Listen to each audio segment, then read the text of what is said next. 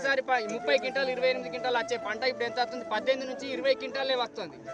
అంటే విపరీతమైన రోగాలు, పురుగు నష్టం బాగా జరిగింది కనుక వచ్చిన కొద్ది పంటను కూడా మేము పంపించుకుందామంటే ఇప్పుడు 20 రోజుల నుంచి వడ్లు ఇన్నే ఉన్నాయంటే ఒక్కొక్క రైతుకు కవర్ల కిరాయి ఎంత నష్టం అవుతుంది, ఆయన చేసే కష్టానికి ఎంత నష్టం అవుతుంది. నిన్న రాత్రి గాలి దుమారం కొద్దివాడ. తెలంగాణ రాష్ట్రంలో రైతుల పరిస్థితి మరీ దయనీయంగా మారింది. కనీసం వాళ్ళ కళ్ళీన పడుచుకునేటువంటి నాదుడే ఇలా కరువైపోయాడు. కనీసం వాళ్ళ గోసల్ని వినడానికి కూడా, వాళ్ళ బాధలు పట్టించుకోవడానికి కూడా రాష్ట్ర ప్రభుత్వం సిద్ధంగా లేదు. మేము గతం నుంచి కూడా మేము డిమాండ్ చేస్తున్నాం, మీకేం కడుపు నొప్పి, మీరు ఏం చేసేదే లేదు, మీరు మధ్యవర్తి మీడియేటర్షిప్ ఇవ్వాలి. మీరు అంతే, అన్ని కేంద్ర ప్రభుత్వం ఇస్తుంది. వాళ్ళ కొనుగోలు చేయడానికి రాష్ట్ర ప్రభుత్వానికి ఉన్న ఇబ్బంది ఏందో చెప్పాలి. ఇప్పుడు పండించిన ప్రతి గింజ కొనేది కేంద్ర ప్రభుత్వమే. మీరు రైతులకు డబ్బులు ఇస్తే ఆ డబ్బులు కేంద్ర ప్రభుత్వం ఇస్తున్నది.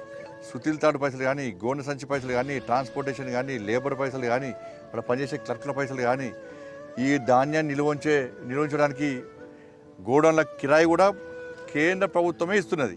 ప్రతి పైసా కేంద్ర ప్రభుత్వం ఇస్తుంది.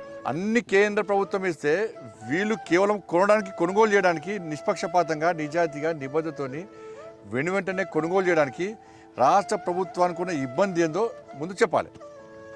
ఇప్పుడు తెలంగాణ రాష్ట్ర వ్యాప్తంగా కూడా రైతులు హరిగోసపడుతున్నారు. ఈ గోడు చెప్పడానికి వర్ణన అవుతాం ఇది.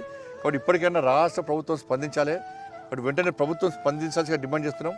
నిన్నటి కురిసిన వర్షాల వల్ల మొత్తం ఎక్కడికక్కడ ధాన్యం తడిపింది.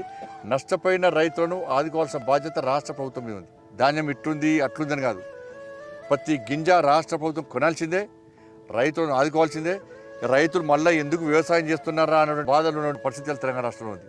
ఇటువంటి పరిస్థితి రైతులను ఆదుకోవాల్సిన బాధ్యత ప్రభుత్వం ఉంది. కాబట్టి వెంటనే కొనుగోలు నిష్పక్షపాతంగా యుద్ధ ప్రాతిపదికన కొనుగోళ్లను వెంటనే ప్రారంభించాలని చెప్పి, రైతుల అకౌంట్లో డబ్బులు వేయాలని చెప్పి, నష్టపోయిన రైతులను ఆదుకోవాలని చెప్పి ఇలా భారతీయ జనతా పార్టీ డిమాండ్ చేస్తుంది.